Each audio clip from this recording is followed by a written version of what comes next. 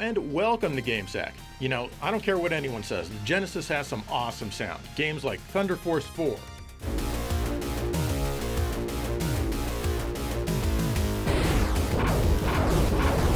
Streets of Rage 2,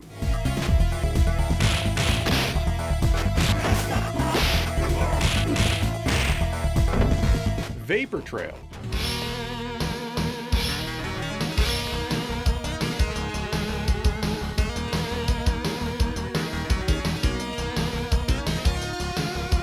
and those are just to name a few specific ones of many.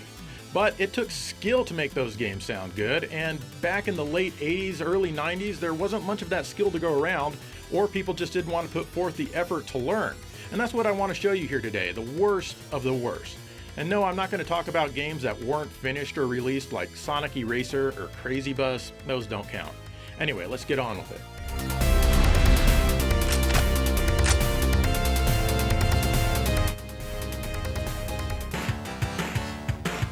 When Street Fighter II came to the Genesis as Special Champion Edition, its audio was one of the most criticized aspects. And for good reason, it's pretty bad. At least the voices and other digitized sounds are. The music itself actually sounds pretty beefy and closer to the arcade than the Super Nintendo version.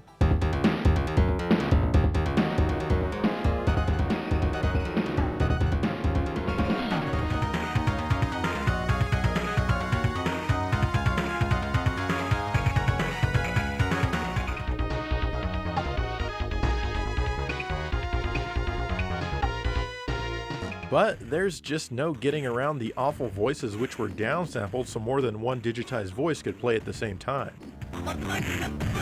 They had to do this since the Genesis only has one audio channel that can play back sampled sounds. Compared to the Super Nintendo version, it kinda hurt to listen to on the Genesis. But honestly, it never really felt like Capcom ever gave it their all on the system. But you know what sounds even worse? That's right, Super Street Fighter 2.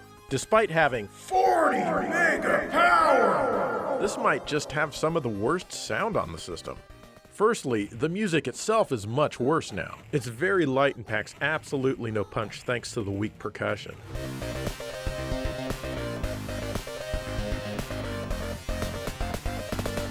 Not only that, but the music will sometimes even slow down, especially between rounds.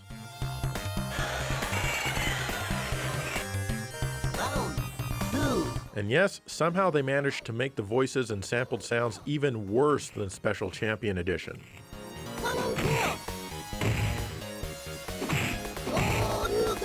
Lots of other voices were changed for no reason. Guile's Sonic Boom now sounds more like a polite suggestion. Sonic Boom! The digitized sounds are also much longer in length, which of course takes up a lot more space on the cartridge. Since the Genesis doesn't have that fancy schmancy reverb, they literally baked it into the recordings. Not that it really gives the same effect. Also, the game as a whole is extremely quiet, meaning you'll really have to turn up the volume. Actually, you probably don't want to do that, so just keep it low. When it's all said and done, the quality of the audio in this game is almost insulting. It's still a great game, of course, but it's not a game you're going to use to show off how awesome the Genesis really is. And make no mistake, the Genesis is awesome.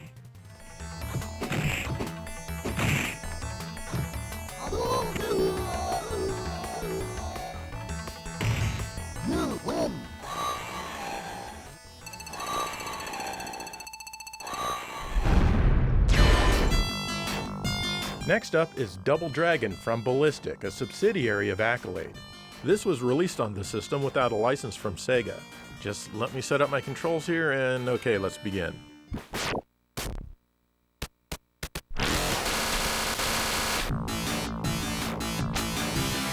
And hey, what do you know, they work exactly the way I set them. Weirdly, I recorded the same game yesterday, but since I'm an idiot, I managed to delete the file.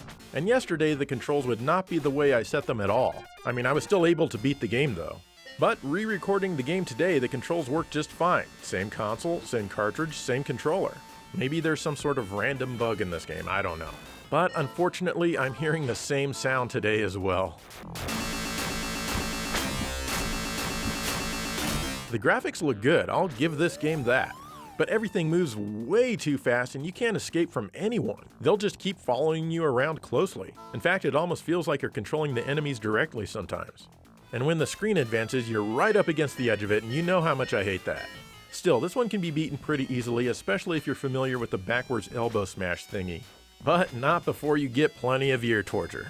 The melodies and composition are good, of course, since they're based on the original arcade game, but it all sounds extremely cold and metallic, sometimes piercing my ears with pain.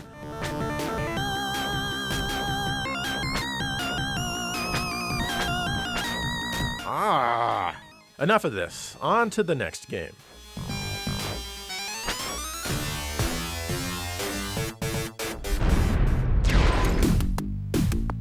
Super Off-Road was also released by Ballistic.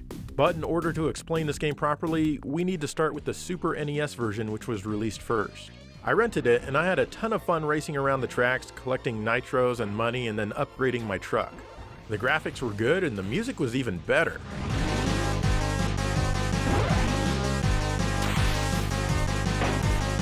It was composed by Jeff and Tim Fallon, and they managed to do some fairly convincing electric guitar riffs for the time.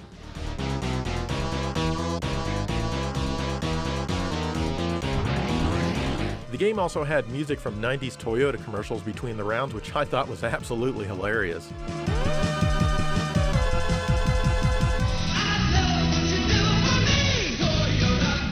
But it wasn't long before I learned that the game was coming to the Genesis from Ballistics. I knew it would never sound as good, but of course I had to rent it anyway. And here's the kind of music my Genesis greeted me with as I played.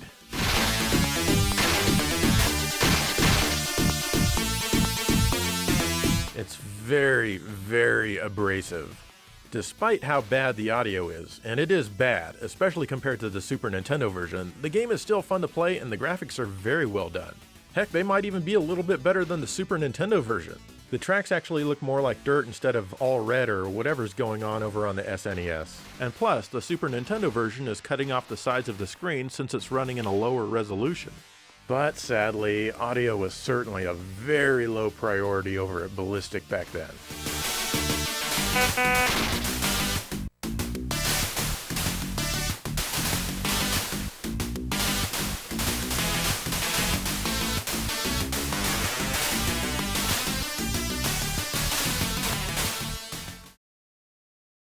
Alright, as you can hear, we're already off to an extremely bad start.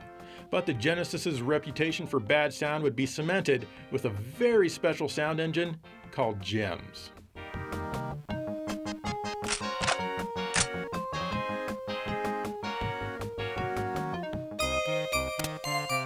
In late 1992, Batman Returns came to a lot of different platforms, including the Genesis.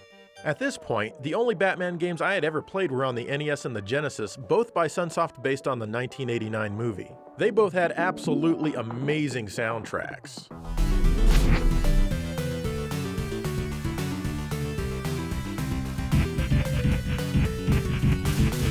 So I was a little trepidatious when I heard that Batman Returns was going to be handled by Malibu Interactive, which was an American developer. I had very little confidence in Western developers back then because, well, let's face it, the difference in quality between the content that they produced and what came out of Japan was huge. And my fears were realized when I rented the game. First off, it's not really a good game at all. It's almost playable though, mostly. For every hit you give to most enemies, especially Catwoman, you'll take about 3. And yes, the music and sound are both awful as well.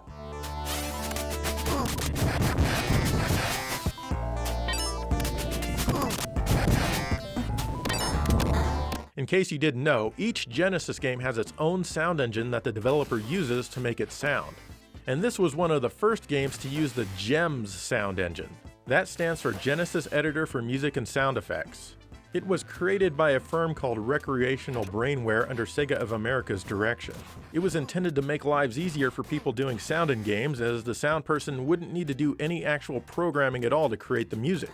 They could just hook up a MIDI keyboard and choose from a few different crappy instruments.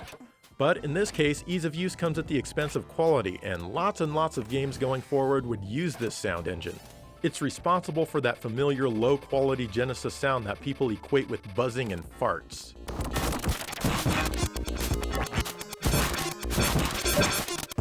Now, this isn't to say that games that use gems can't sound good. Comix Zone uses it, and honestly, the game sounds pretty darn nice.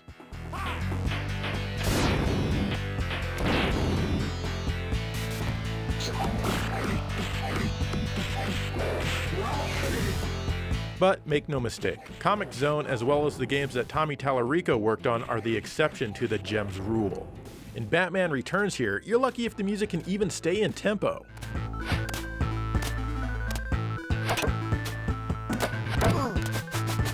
I thought my Genesis was broken when I first rented it. The first stage is the worst, and later stages sounded a little better, but first impressions are not good, and that first stage is pretty bad.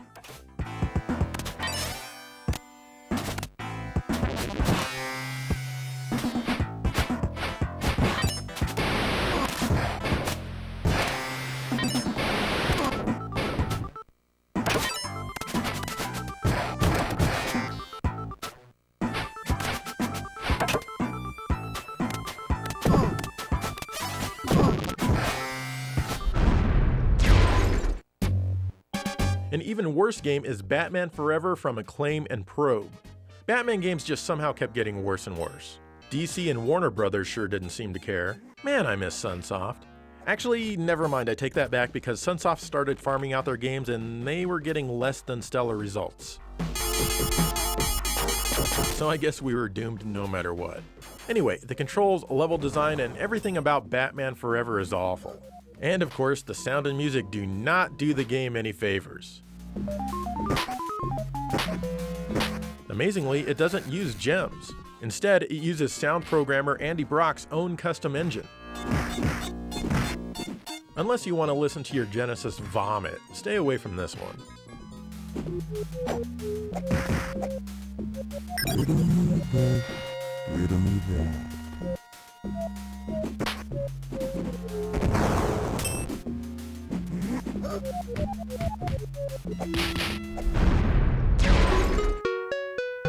Bible Adventures is yet another unlicensed game, this time from Wisdom Tree, and it was released in 1995. This is said to be one of the worst games on the system, and I certainly don't dispute that. It's broken up into 3 smaller games that all control the same way. The first is Noah's Ark, where you need to save 2 of every animal before the world is flooded. Fortunately, as everyone knows, there's only 6 different kinds of animals in the world, and they're all hanging around within a few hundred feet of you, so just gather them all up and place them in the Ark. The next one, you're carrying baby Moses, and I think you're supposed to toss him in the water or something, I don't know. The last one is David and Goliath, and it seems like you need to carry the lion to the arrow. Doing anything with a modicum of quality certainly wasn't on the mission statement at Wisdom Tree. They used only one channel for music and the other one for sound effects. It's like playing the keyboard with one finger. The only thing interesting about this one is if you play it on an early Model 1 Genesis, there's no sound and music at all. I had to play it on my Model 2 to capture this game. So because of that, I recommend playing it on an early Model 1 if you absolutely must play this game. Yes, you can turn the music off in the title screen even on a Model 2, but you don't want to take any chances.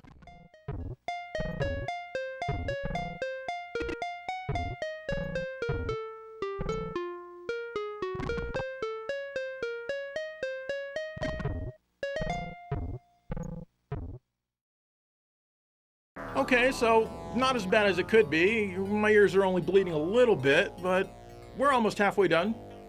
I think I can make it.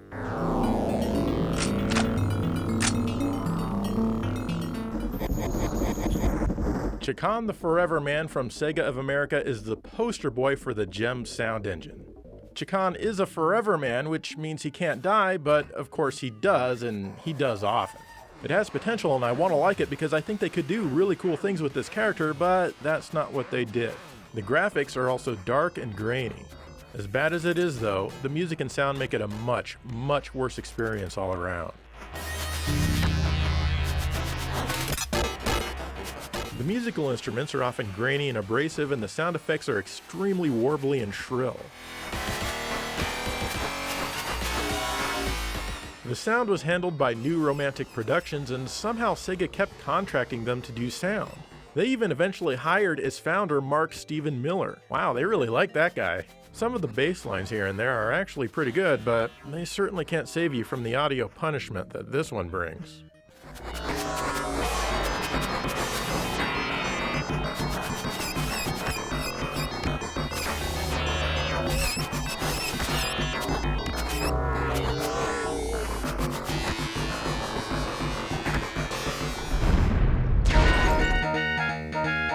Marble Madness from Electronic Arts has got to be one of the worst offenders on the system. Anyone who's ever played the Genesis version here surely knew that this game would make it into this episode. Your goal in this one is simply to guide the marble through the obstacles to reach the goal in time. But musician Steve Hayes must have been at a very bad place in his life at the time. Otherwise, why would he want to stab everyone's ears so badly?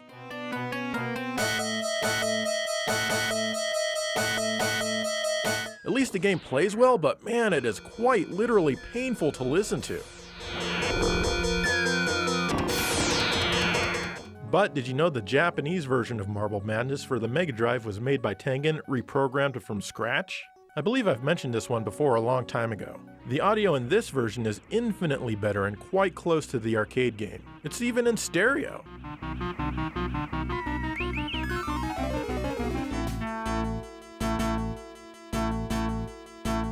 Unfortunately, this doesn't play anywhere near as well as EA's version, even if you use the Mega Mouse. So, which would you rather have, a poorly playing game with pleasant audio or a well-playing one with hideous audio? Because those are your choices here.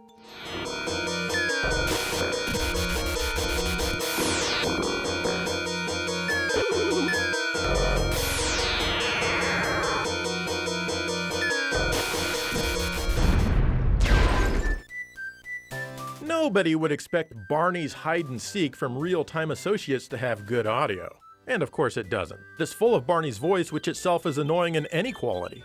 Please play hide and seek with me. But there are so many Barney voice samples here that the quality is really low as a result. Remember, I love you. But it doesn't end there. Sometimes, seemingly randomly, Barney's voice will shift from the center and travel to the left or the right for no reason. We found a heart.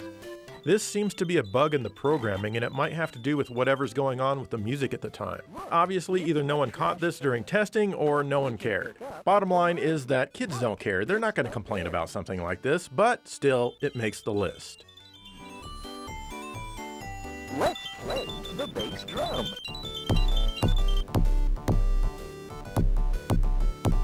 Whoop, whoop. Boing. Whoop.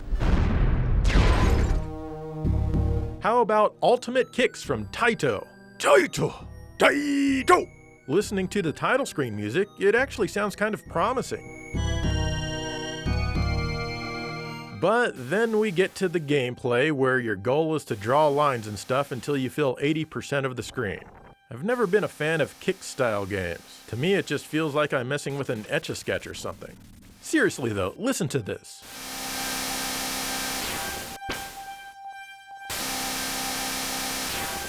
Yeah, that's not annoying. It never changes either, ever. Who decided that we need to listen to an unchanging siren the entire time? Imagine listening to this stage after stage after stage after stage. Why?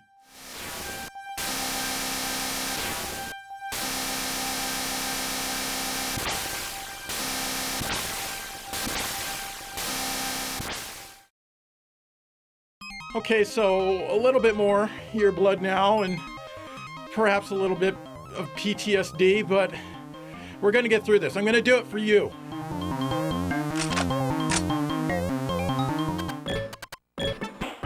And how could I not mention Sonic Spinball, or Sonic the Hedgehog Spinball as it's officially called? This is another wonderful Gems masterpiece. What makes it sound even worse than it probably is how good Sonic 1 and 2 sounded in comparison, both of which preceded this game by quite a long time.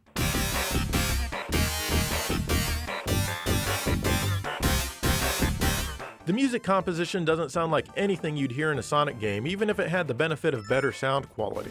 That's not to say that the compositions are bad. I'm sure it would be much better on the Sega CD if such a version existed.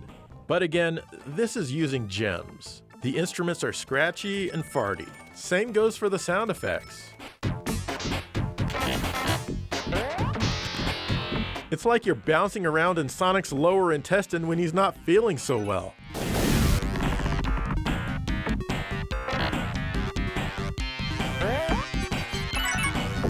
As a game, this one's kind of controversial as lots of people like it and lots of people don't.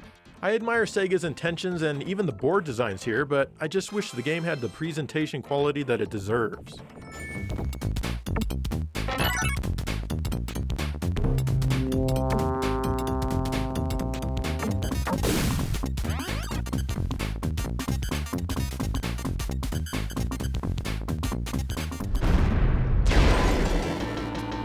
Here's Turbo Outrun, and this one was handled by British developer Tiertex. Outrun games always have great music and sound quality, right? Not this one. In fact, this game doesn't do anything well. Turbo Outrun here ruins your day with Tiertex's own custom sound engine. Fortunately, this one was only released in Europe and Japan. But thanks to the worldwide nature of the internet, everyone gets to suffer equally.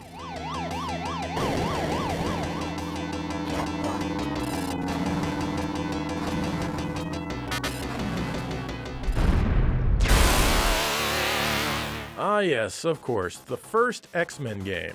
This gives you a nice taste of that lovely buzzsaw sound that plagues some games that feature lower quality sound engines. Yes, of course, this is another game that uses gems. Not that things improve from here, not at all. You even get to hear the typical farty music that you hear so often in games that use gems. Then, besides the lovely 30 frames per second gameplay, you're privileged to enjoy the gurgling sound that this game calls music.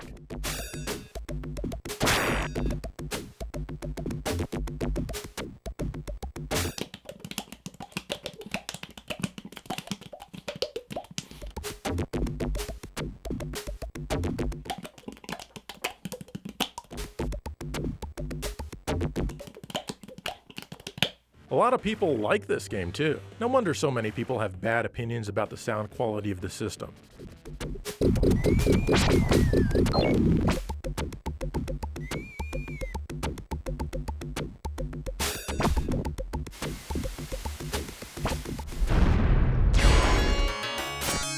Finally, not all bad-sounding Genesis games were Western made, though most of them were. Witness Osumatsu-kun, which was only ever released in Japan on the Mega Drive. This is a very early game for the system from Sega themselves. It turns out that the programmers hated it, the creator of the Osumatsu anime hated it, and the public especially hated it. I remember renting this and the store called it Mr. Hatsumatsu. But really, it should be called trash, as that's exactly what this nonsensical game is. I'll admit there are some decent colors and some nice parallax scrolling, but seriously, that's all this game has going for it. The audio is harsh and very metallic sounding. And the sound effects are just stupid. Can you imagine buying the Mega Drive when it was released and only having 3 other games available to play in all of 1988? This will only work on early Model 1 consoles, so if you have a Model 2 or a console that throws up the license screen when you power it up, count your blessings. Unless you have a Game Genie, then you can play it, even without entering codes. Lucky you.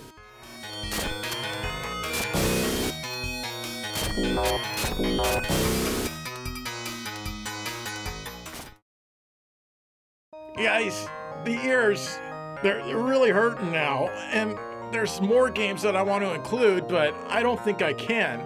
So let's take a really quick look at the ones that weren't able to make it into this episode, with me talking about them. Let's just call these dishonorable mentions or something.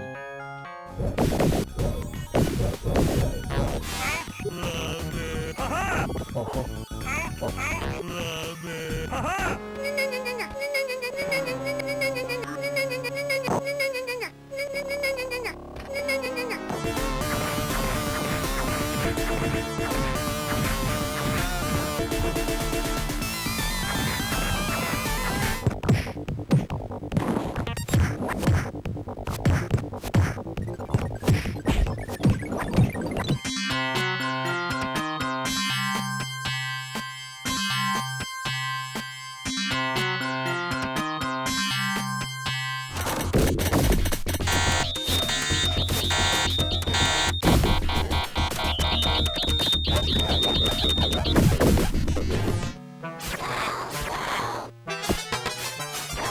on! Hold on!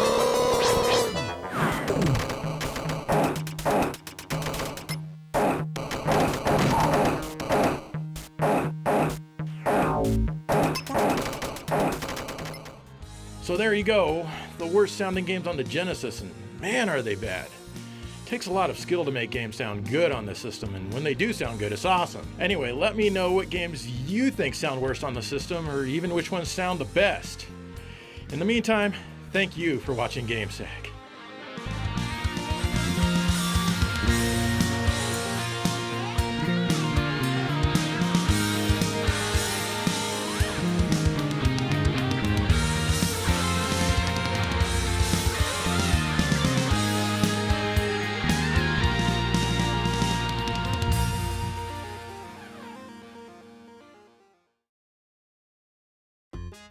Well, I tell you, I'm in the mood for a video game, but I really need that video game to be some flavor of Pac-Man. What am I gonna do? Well, you could play Miss Pac-Man on the Sega Genesis. Miss Pac-Man? But I'm a misogynist. There's also Pac-Man 2: The New Adventures. The new adventure? But the original adventure is the best. Well, why not try the quarter-scale Pac-Man mini arcade cabinet from Numbskull? Oh, okay, I'll give it a try. The quarter-scale mini Pac-Man arcade is a faithful replica of the real thing. Wow, this is neat! With the Pac-Man games on the Genesis, you need to play sitting down like a weakling.